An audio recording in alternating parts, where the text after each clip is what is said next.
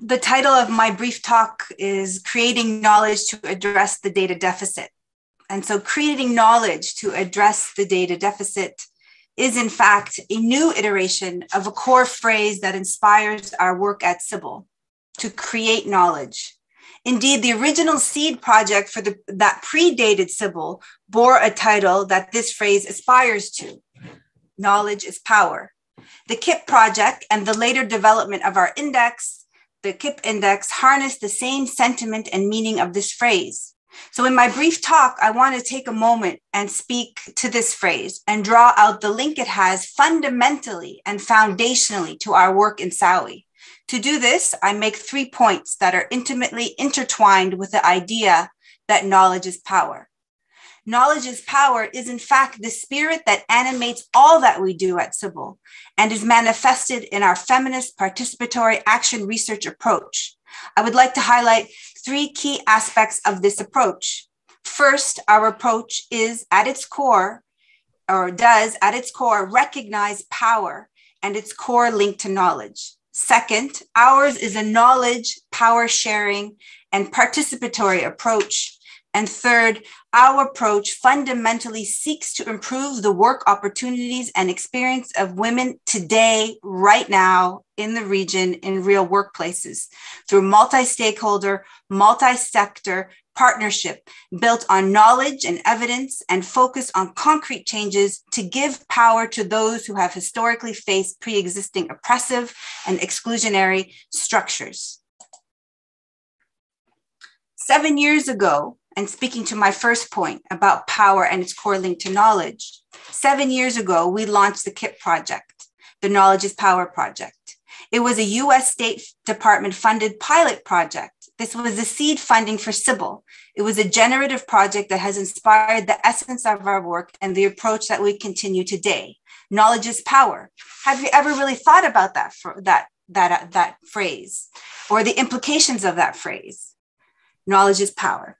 Not the Francis Bacon 1597 version, nor the Thomas Hobbes version, but the version of Michel Foucault.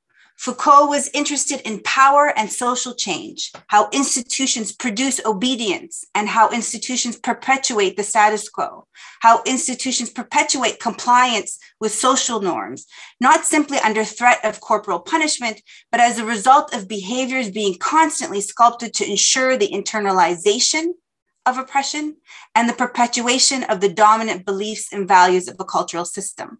Foucault argued that knowledge and power are intimately bound up, so much so that he coined the term knowledge power or power knowledge to point out that one is not separate from the other.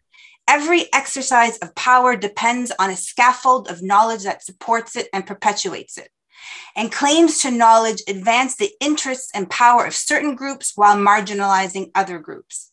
Following this, recognizing power at its core linked to knowledge, and when we started exploring women's empowerment in the region, we turned to explore the scaffold of knowledge that was evident to us.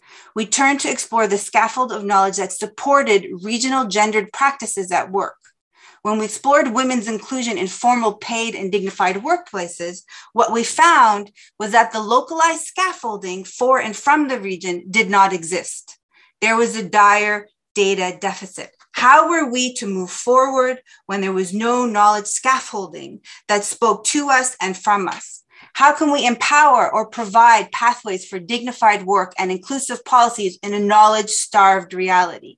We were inspired to make a change to try to close the data deficit in our own way. So we turned to feminist participatory action research models, mobilizing women across the region, employers across the region, and other stakeholders across the region to build a scaffold together to ask the questions we wanted to ask that would contribute to the regional development and would contribute to more dignified work. On the second point, ours is a knowledge power sharing and participatory approach. Our aim is and was to create knowledge that addresses the data deficit while improving the lives of the marginalized. We focused on participatory models of knowledge creation, working with our country partners very, very closely and continuously to engage employers and employees across sectors and across countries. Whether we are talking about private sector or public sector or civil society, employers, in our opinion, being in the heart of the leading business school in the region, have a very key role to play.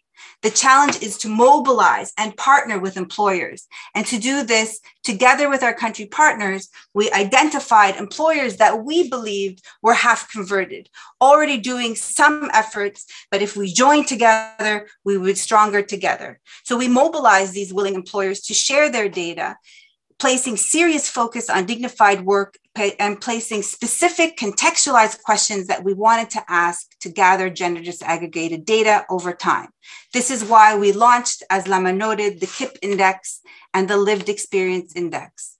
Through the first and second iterations of our efforts to measure women's recruitment, retention, and promotion in the region, as Lama noted, we have surveyed now, with the second iteration, thousands of employers and over 1,000 women, creating knowledge to address the data deficit, creating knowledge for power and a pathway to reduce the structural barriers for women's inclusion.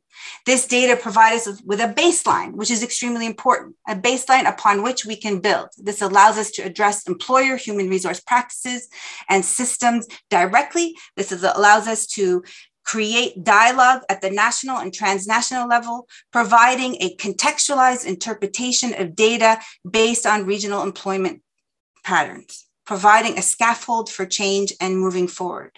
My final point on our approach, or my third point, that our approach fundamentally seeks to improve the work opportunities and experiences of women today through concrete changes in partnership with our country partners and our employers across the region.